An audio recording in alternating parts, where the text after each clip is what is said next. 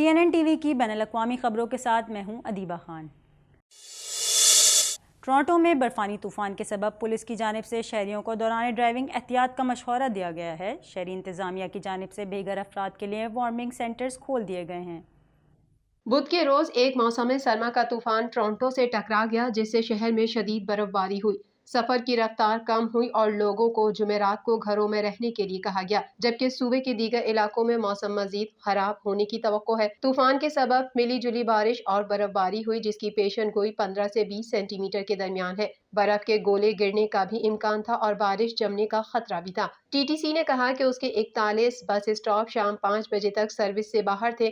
یہ اسٹاپ پہاڑی علاقوں میں ہیں جو بسوں کو پھسلنے اور سردی کے موسم میں ٹکرانے کا سبب بن سکتے ہیں۔ ان اسٹاپس کی مکمل فہرست یہاں مل سکتی ہے۔ اونٹاریو پروونشل پولیس کی جانب سے شہریوں کو دوران ڈرائیونگ احتیاط کا مشورہ دیا گیا ہے۔ ٹورانٹو کی شہری انتظامیہ کی جانب سے بے گھر افراد کے لیے وارمنگ سینٹرز کھول دیے گئے۔ کینیڈا بھر میں شدید سردی کے سبب نظام زندگی بری طرح متاثر ہوا ہے۔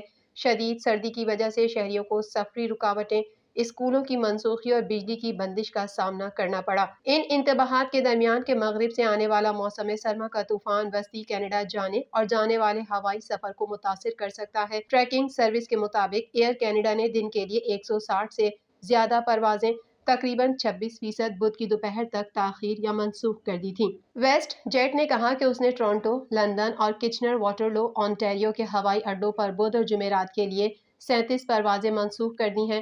دونوں ایئر لائنز نے کہا کہ ٹورانٹو، آٹوا اور مونٹریال میں تاخیر جمعرات تک بڑھ سکتی ہے۔ ایئر کینیڈا کے ترجمان نے کہا کہ ہم موسم کی نگرانی کر رہے ہیں اور ہم نے طوفان کے پیش نظر شیڈول میں کچھ تبدیلیاں کی ہیں اور یہ صورتحال کے بدلتے ہی جاری ہے۔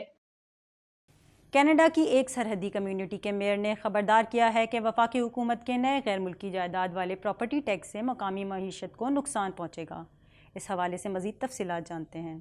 کینیڈا کی ایک سرحدی برادری کے میئر نے خبردار کیا ہے کہ وفاقی حکومت کے نئے غیر ملکی ملکیت والے پراپرٹی ٹیکس سے مقامی معیشت کو نقصان پہنچے گا اور موسمی باشندوں کے ساتھ اس کے تعلقات کو نقصان پہنچے گا۔ منگل کو وزیر خزانہ کرسٹیا فری لینڈ کو بھیجے گئے 2 صفحات کے خط میں Wayne Redekop, Fort Erie, Ontario کے میئر نے نئے زیر استعمال ہاؤسنگ ٹیکس کے غیر ارادی نتائج کے بارے میں اپنے خدشات کا خاکہ پیش کیا اور وفاقی حکومت سے تبدیلیاں کرنے کا مطالبہ کیا۔ خط میں انہوں نے کہا ہے کہ مجھے ڈر ہے آپ اور حکومت متحرک سرحد کو نہیں سمجھ رہے جسے ہم امریکہ کے ساتھ شیئر کرتے ہیں۔ ریڈی کاپ کا کہنا تھا کہ فورٹ ایری کے موسمی رہائشی نہ صرف اچھے دوست اور رشتہ دار ہیں، وہ ہمارے مقامی کاروبار کے اہم گاہک ہیں۔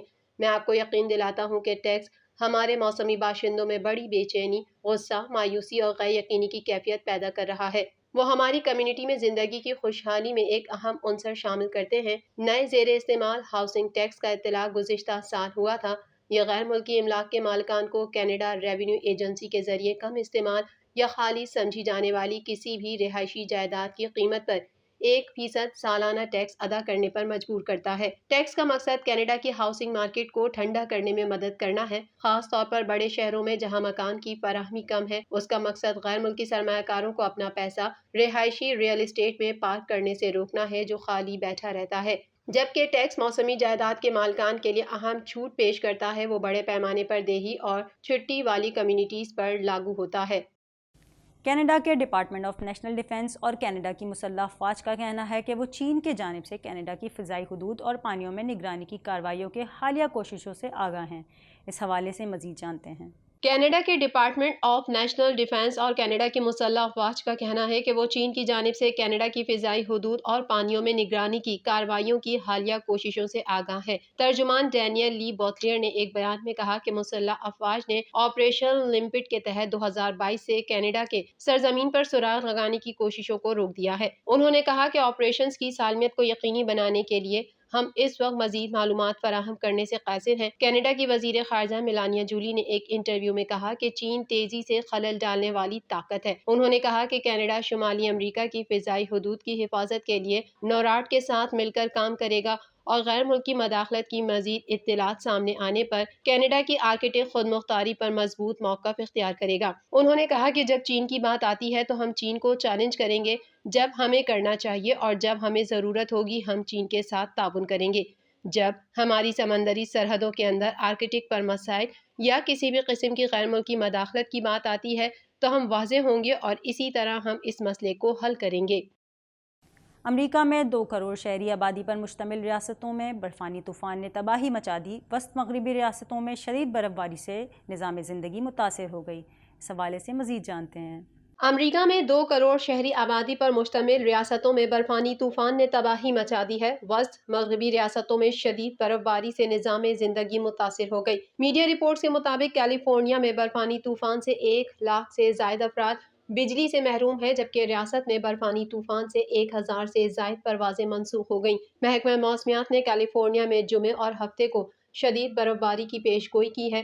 شدید طوفانی ہواؤں اور برف باری کے باعث لوگ گھروں میں محصور ہو کر رہ گئے ہیں، جبکہ منیسوٹا، وسکونسن اور ڈیکوٹا میں برفانی طوفان کی وجہ سے اسکول سمیت سرکاری دفاتر بھی بند کر دیے گئے ہیں۔ امریکی صدر جو بائیڈن نے نیو سٹارٹ نیوکلیئر ہتھیاروں کے معاہدے کو معطل کرنے کے روس کے فیصلے کو بڑی غلطی قرار دے دیا ہے۔ مزید جانتے ہیں اس رپورٹ میں۔ امریکی صدر جو بائیڈن نے نیو سٹارٹ نیوکلیئر ہتھیاروں کے معاہدے کو معطل کرنے کے روس کے فیصلے کو بڑی غلطی قرار دے دیا۔ روسی صدر کے اعلان کے بعد امریکی صدر جو بائیڈن نے کہا کہ پیوٹن کے فیصلے سے یہ ظاہر نہیں ہوتا کہ وہ جوہری ہتھیار استعمال کرنے کا سوچ رہے ہیں۔ روسی صدر ولادیمیر پوتن نے روسی عوام کے ساتھ اپنے خطاب میں معاہدہ ختم کرنے کا اعلان کیا تھا۔ 2010 میں طے پانے والے اس معاہدے کے تحت امریکہ اور روس کے جوہری ہتھیاروں کی تعداد کو محدود رکھنے پر اتفاق اور دونوں ممالک کو ایک دوسرے کے ہتھیاروں کا معائنہ کرنے کا اختیار دیا گیا تھا۔ امریکی صدر نے پولینڈ میں نیٹو اتحادیوں کے ایک اہم گروپ سے ملاقات سے قبل بات کرتے ہوئے نیو سٹارٹ معاہدے کو معطل کرنا روس کی بڑی غلطی قرار دیا اور کہا کہ ہم نیٹو کے ایک انچ کا عہد کریں گے۔ آرٹیکل 5 ایک مضبوط عہد ہے جو امریکہ نے کیا ہے۔ آرٹیکل 5 کے مطابق نیٹو کے کسی بھی رکن ملک پر حملہ سب پر حملہ سمجھا جاتا ہے اور اس کے لیے مشترکہ رد عمل کی ضرورت ہوتی ہے۔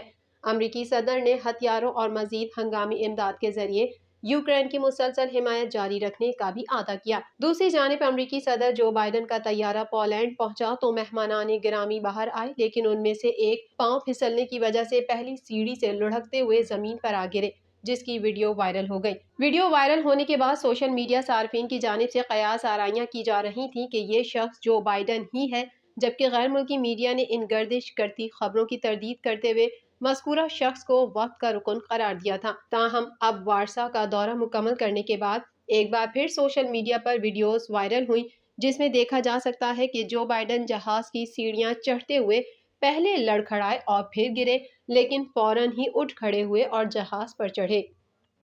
TNN ٹی وی کے نیوز بلیٹن سے فی الحال اتنا ہی۔ مزید خبروں اور اپڈیٹس کے لیے دیکھتے رہیے TNN ٹی وی۔